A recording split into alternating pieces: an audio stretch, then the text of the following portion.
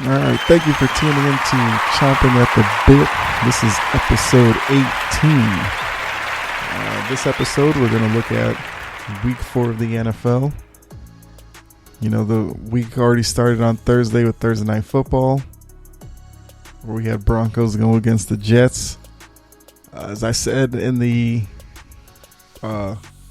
preview to that game, like I saw that game going one of two ways, either a shootout or a very sloppy game. And it turns out we got kind of a mix of both, where a lot of points were scored, as the Broncos did win 37-28, but it wasn't the, most exciting game to watch. The Broncos had a, undrafted free agent starting for them, and he performed, pretty decent considering first start, Thursday Night Football. The stage could have been too big for him, but he made some nice plays. And I did say that they would have to rely on Melvin Gordon, their running back. He had over 100 yards, scored a couple of touchdowns, so he was able to take some pressure off the rookie quarterback, Brett Rippon. The Jets are what they are at this point. Disappointing team.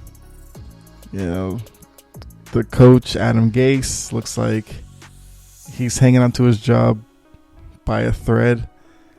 Sam Darnold, if you watch the game, Sam Darnold's literally their only weapon on offense, as he was, obviously as the quarterback, the leading passer, but he was the leading rusher as well. Now, of course, what helped was that 45-yard touchdown run that he had, but it was a great play by him. And it's obvious that he just doesn't have any weapons around him. So I expect the Jets to have a terrible season. So, that's kicked off week 4. What I'm going to do is take a look at the Sunday games, Monday game, and as I'll get into, could have a game on Tuesday this week. So with that, as I do with the preview, I'll pick the games that I want to watch. The team who I feel like has the most to prove to me this week. Then I'll go into my week 4 picks. And then we'll close the show looking ahead to the next episode. So before I get started with the games I'm looking forward to this weekend, I'm sure most of you have heard by now, biggest news out of the NFL, Cam Newton tested positive for COVID-19, so he's going to be out this week. Their game against the Chiefs. I believe the report is that, miraculously, he's the only one to test positive on the team, which, if you think about it, is a big deal, because they're practicing, they're in the locker room, all these players together. He's in the quarterback room for meetings, and he managed to be the only player. And I know he was asked on his weekly appearance, WEI Radio. Now, this is before, of course, the news about the positive test, but he was ironically asked about if he's been out to see the city. He said he hasn't, because he's been so focused with Bill Belichick and Josh McDaniels, kind of, learning the Patriot system, that he's basically been home and at the facility. So, you probably think he wouldn't be the type of player to come down with it unless it came from another player. But at least for now, he's the only positive result on the team. They are set to do more testing, I believe, Sunday, and then based off of that test, they'll decide whether they're going to play Monday or Tuesday. So Patriots versus Chiefs was supposed to be Sunday 4 o'clock or 4:25. But with Cam Newton coming down with it, and then the Chiefs actually had a practice squad player test positive. Ironically enough, he was the guy who played on the scout team who was supposed to emulate Cam Newton. So, I mean, wrap your head around that. Cam Newton gets it, and then the guy in the Chiefs who was supposed to pretend to be Cam Newton for the week, he ends up getting it. But what the NFL has done so far, when a couple of teams who were supposed to meet up may have positive tests or anything, they'll usually, depending on when in the week these tests come out, they'll kind of flex the game out to a different day or a different week in the season. So they decided with Pats Chiefs, it's going to move Monday, more likely Tuesday. But of course, Cam Newton won't play. And then Steelers Titans had the same thing, except for in that matchup, it was the Titans who had the positive tests. I believe they're up to 17 members of the team. So that's, players, coaching staff, front office, whatever. So they completely moved that game out of this week. They won't play until end of the month, October 25th. So they're basically, both teams are getting a bye this week while the Titans can kind of, get their situation under control. And I do believe that the Titans are expected to play their game next week. But now seeing these little, issues coming out of certain teams, it makes you think, the WHO, CDC have talked about like a second wave of COVID-19 coming. It's fall, winter season, especially now that you're getting into flu season. What kind of effect could that actually have on the NFL season? And, could we see something like what happened with the NBA, where maybe it gets to a point where the NFL has to take, some weeks to, shut it down and backload some games on the back end of the schedule, push out the Super Bowl or something, maybe do away with the Pro Bowl, which, if you ask me, they could do that anyway. But it'll be interesting to watch. Does it become something where maybe just early on in the season, as teams try to figure out what works for each organization to kind of, control the pandemic?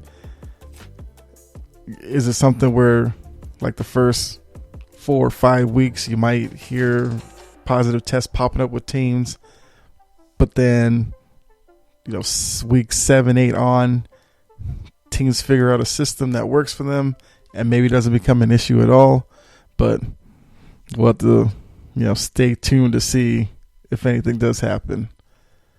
But as of right now, like I said, Patriots, Chiefs moved from Sunday to Monday or Tuesday. Steelers, Titans, it's been completely moved out to October 25th.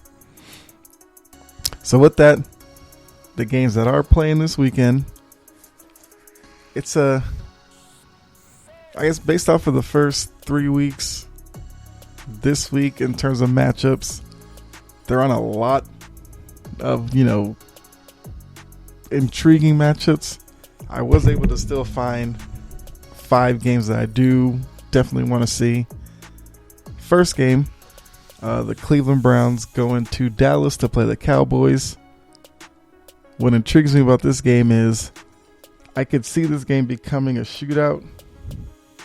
Both teams do have offensive weapons. The Cowboys, you have Dak Prescott, you have Ezekiel Elliott, you have Amari Cooper. And then on the other side with the Browns, you have Baker Mayfield, Nick Chubb, Jarvis Landry, Odell Beckham. And then both teams defensively, the defensive side of the ball is probably the weaker side for both teams. So I don't know. That's an interesting one to watch. You know, the Cowboys coming in average about 30 points a game. They also give up 32 a game. The Browns score about 26 a game, give up 30 a game. So this is a game that just based off of that alone should be in the 30s. And it could be one of those where it's back and forth. Last team with the ball may win it. Second matchup, looking forward to the Buffalo Bills going to Las Vegas to play the Raiders. Now this matchup, we have Josh Allen and the Bills. They've started off the season really hot. I mean, last week they almost blew a 28-3 lead to the Rams. Rams actually came all the way back, took the lead only for the Bills to score a late touchdown and win it. So what I want to see is, can Josh Allen continue this stellar start to the season for him where it looks like he's taken that next step in his development to now, you know, the point where the Bills put the ball in his hand and they're expecting him to make plays and lead that offense to victory. Last year, definitely they, you know, relied on their defense. Their defense is still pretty good, but now they're getting the added benefit of Josh Allen seeming like he's starting to figure out the NFL game and has performed well so far. The Raiders, trying to bounce back from their loss to the Patriots last week. But based off of their start of the season, they're another team that's looking to kind of continue their momentum. They're 2-1 right now. Bills are 3-0. And the Raiders have to be looking at it as, yeah, the Chiefs will probably win the AFC West. Sorry about that. But the Raiders are looking at it as, you know, maybe we can be the team that finishes second in that division. And if, especially within the division, if we can, you know, beat the Chargers twice, the Broncos twice, and then outside the division, you know, steal some games here and there, especially early, where it seems like they're playing really well now. Maybe the Raiders have a shot making the playoffs.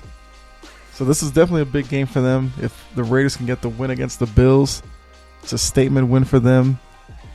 You know, it'll help them, help boost their confidence a little bit more. The Bills, if they can beat the Raiders, you know, move to 4-0. Maybe they'll probably start really thinking that maybe they can get the division, especially with, like I said in the beginning, Cam's not playing for the Patriots this week.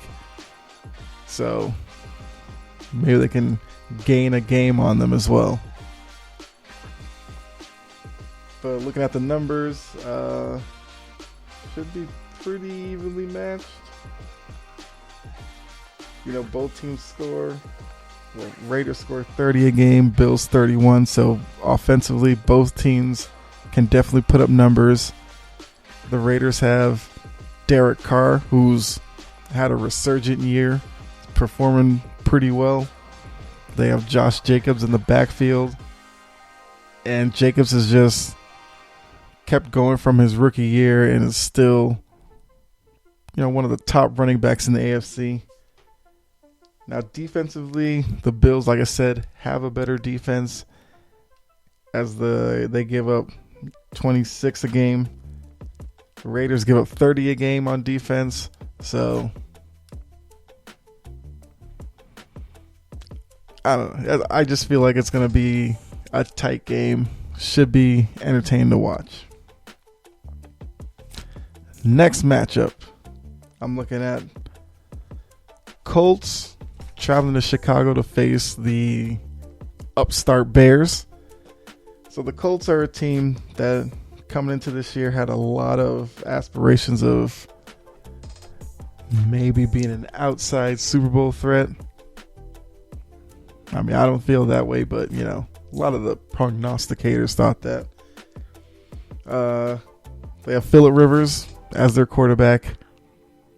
A lot of people were thinking that, looking at last year, all they really needed was a quarterback to come in, perform well, and that's a team that could go much further in the year.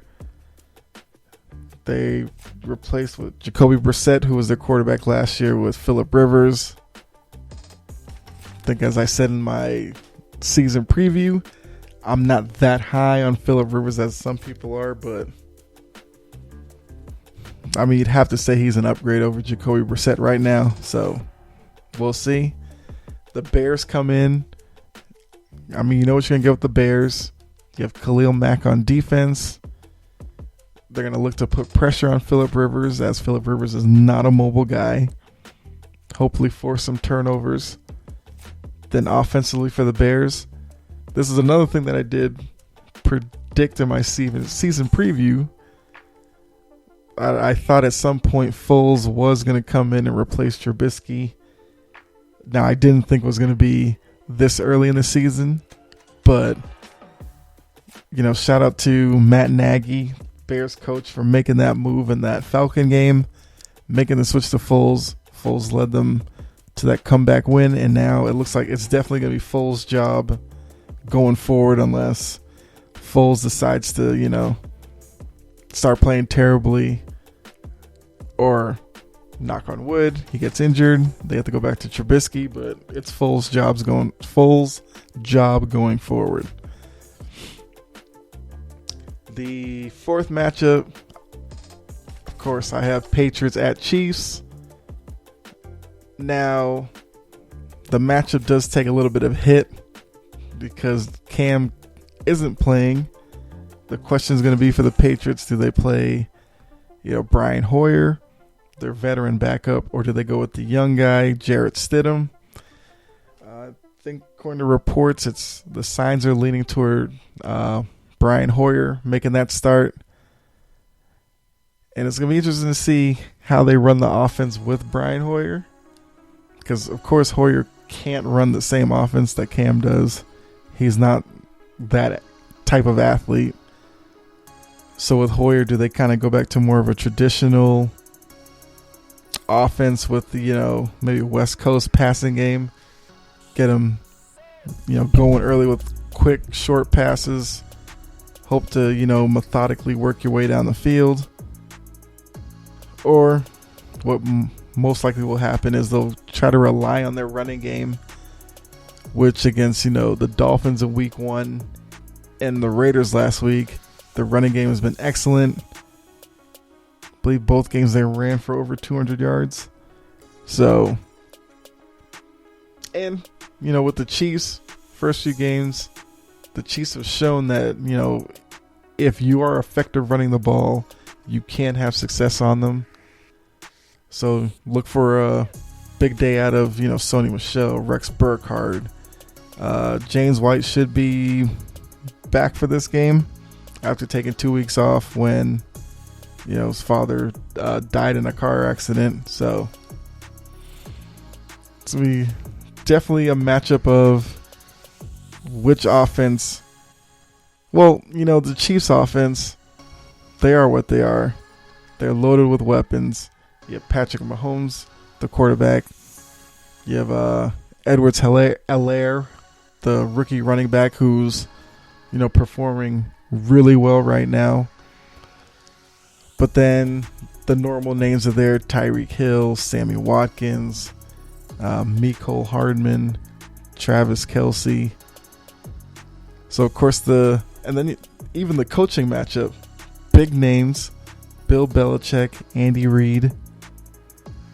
So that may be the biggest matchup here, is what defense does Bill Belichick come up with to try to counter Andy Reid's wide open, high scoring offense.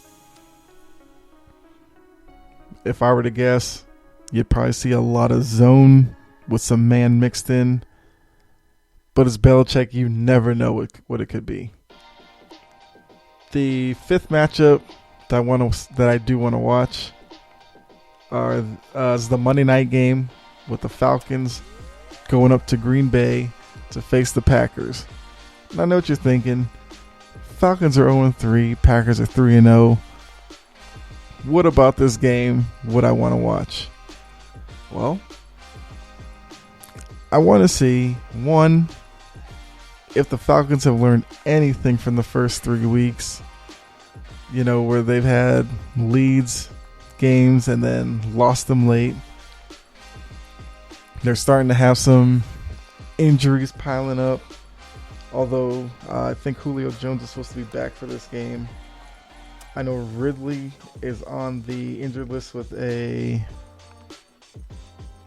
think it's an ankle injury. I think it's looking like he's going to give it a go. But, yeah, looks like they're both questionable right now. I'm expecting Ridley to play. Julio, never know. Because Julio has a hamstring injury.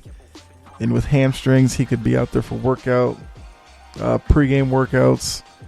As long as he doesn't feel anything back there, like any tightness or anything, I guess he's going to give it a go. It is Monday night. I mean, what player doesn't want to play on Monday Night Football? So we'll have to look at that. Then the Packers, on the other hand, Aaron Rodgers and the so-called weapons that he didn't have been performing incredibly well so far this season. Although Davante Adams, I think, is on the injury report as questionable. But once again, I feel like Davante Adams is going to play. So it will be interesting to see. It's a classic case of, dome team and the Falcons traveling to an outdoor weather team. And this is a night game. Gotta see how they perform. Because at this point, the Falcons season this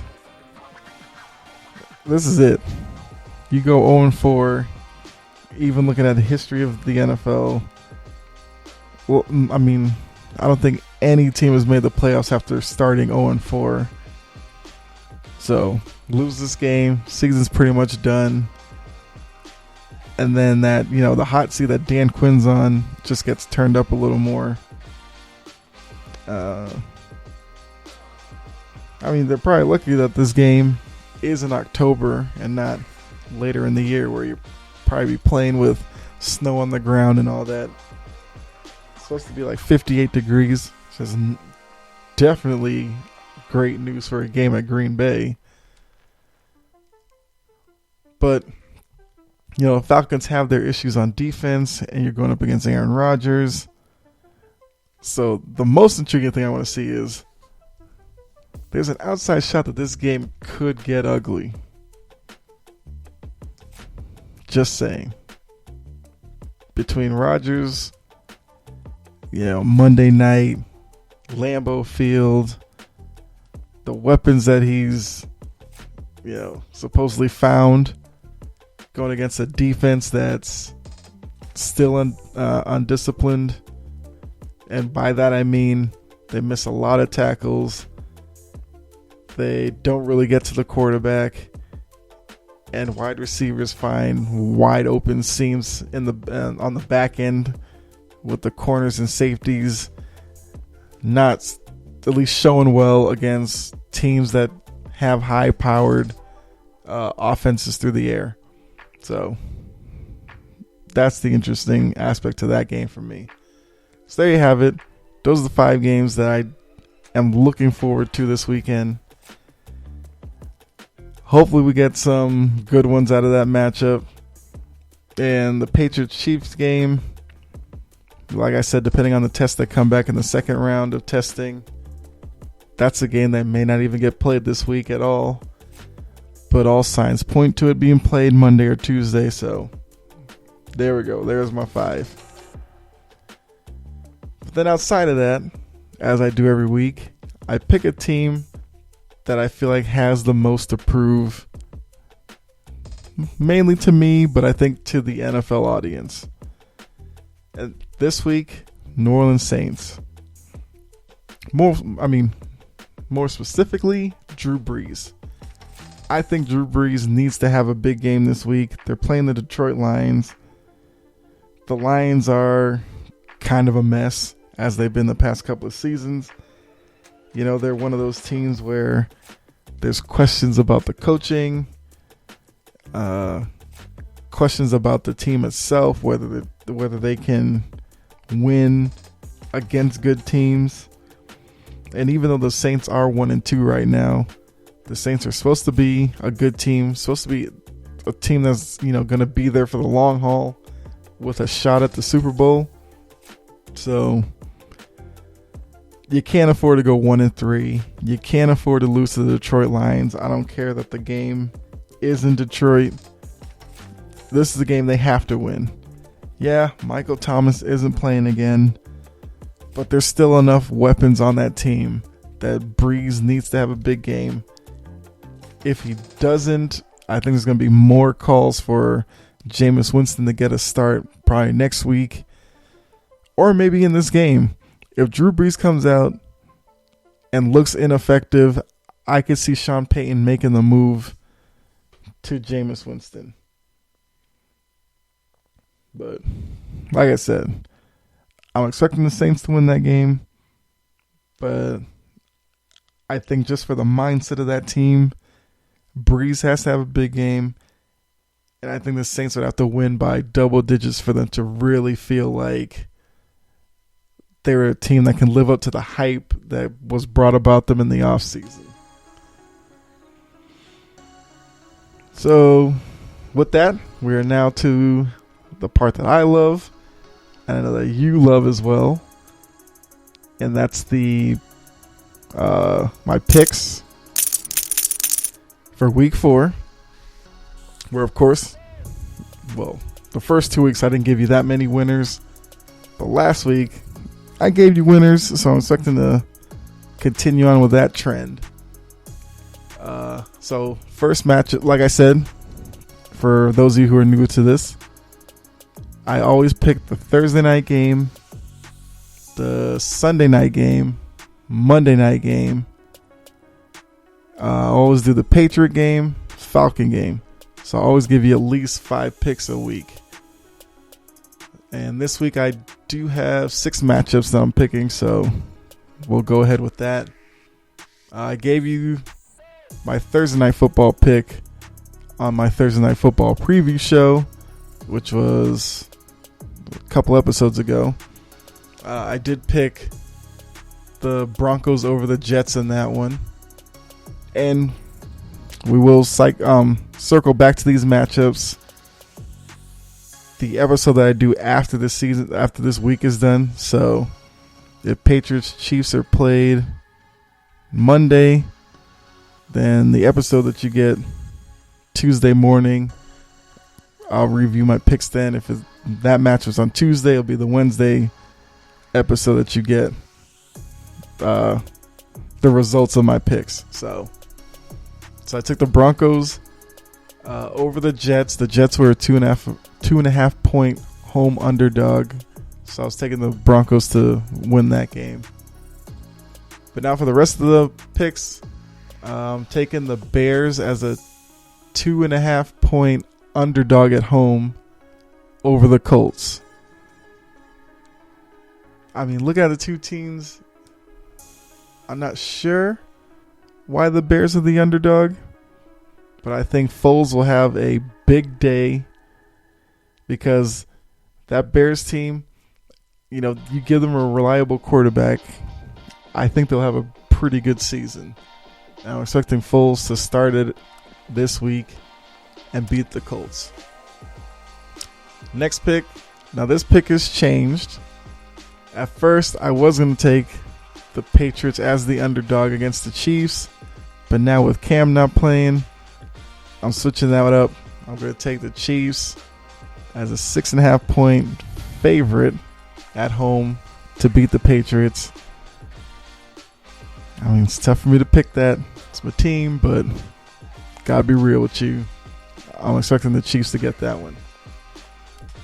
Although, if the Patriots are able to win that game, I mean, I don't know. Yeah. Let's not even think about that yet. But give me the Chiefs in that matchup. With Hoyer starting, it's going to definitely take a hit on the Patriots offense. And with the Chiefs are going to score points. So if Hoyer can't match up with it, then the Chiefs will win. 6.5 is the spread. The Chiefs will win by, probably 10 points at least. Then again, there is that outside shot that, Belichick comes up with this defensive plan that, stymies the Chiefs offense. And with Hoyer starting, if the Patriots can hang in the game late, they'll have a shot. So we'll see how that one is. My next matchup, I'm going to take the Bills over the Raiders. Yeah, the Raiders are a 2.5 point underdog at home. So give me the Bills as the favorite. I think the Bills are a better team. And then watching that Raiders team against the Patriots, I think the Bills will be able to put up points with no problem. And I think their defense will be able to hang and get a couple of turnovers out of Derek Carr. So I think the Bills win that one. I'll say pretty comfortably. By at least a touchdown. Next matchup, I'm going to take the 49ers as a 6.5 point favorite over the Eagles. That's probably the matchup that I'm most worried about this week. The 49ers still have their injuries. Garoppolo's out. Bosa's out for the year. Thomas is out. So, yeah, they're banged up. But lucky for them, the Eagles are banged up too. And the Eagles look like they're going to be terrible this year. And, with the Eagles, there's already questions about Carson Wentz. They drafted Jalen Hurts. Some people in the Philadelphia media are already asking for Hurts to take over for Wentz. So, despite the injuries, I think the 49ers win that game. I say they win that by a touchdown. They'll cover barely, but they'll cover anyway. Last matchup is the Monday night game. Give me the Packers as a 7.5 point favorite over the Falcons. 7.5 points is a big number, but yeah, looking at the Falcons defense going up against the Packers offense, I think 7.5 is easy for the Packers to reach. Once again, I see that one as a double-digit win for Green Bay. The only thing I'm worried about with that one is if, the Packers are up by like 13 late and the Falcons score some late garbage touchdown and then somehow they end up covering a backdoor like that, then I lose that matchup, but I feel pretty safe with that one. So those are my picks for week 4. To recap them, I had the Broncos over the Jets, Bears over Colts, Chiefs over Patriots, Bills over the Raiders, 49ers over the Eagles, and Packers over the Falcons. So last week I did go 4-2. This week I'm hoping, looking at them, I think I could go 4-2 again at least. And, climb out of mediocrity, get over 500 for the year. As I said, I'm shooting for 60%. Right now I'm 8-9 for the year. So after this week, I expect to be over 50%. And then we'll go from there. So that's my preview for week 4. Quick preview for next episode. We're going to look at the NBA Finals. Game 3 is Sunday night. But more interestingly, I'm going to look at Game 1, ratings were low. Game 2, ratings were low again. And then with that, I've been looking around on, social media platforms. A lot of people are coming with some crazy reasons for why the ratings are low. Gonna kind of dive into that and see, what the real explanation is for the ratings. Some people are throwing out reckless stuff like politics having a reason or whatever, but I'll give you my reason for the ratings being so low. Plus, we'll be looking at, after game 3, did Miami somehow, squeak out a win, make the proper adjustments, or the Lakers continue their dominance and on their way to a sweep? So, with that, appreciate you tuning in. As I say in every episode, if you're new, hopefully you liked what you heard and you like the show or follow, subscribe, depending on where you're listening to this. At this point, I say that this podcast is on pretty much every platform where you get your podcasts. So yeah, if you do like what you hear, or if you didn't like it, drop a comment. You can drop a comment for topics you want to hear or your thoughts on anything I talked about. Whatever comment you want to drop, it's fine with me. And for those of you who have been with me, as we're now up to episode 18, shocked that I'm already up there, but thank you as well. Appreciate you. But yeah, thank you and be safe. Definitely catch you in the next episode. All right.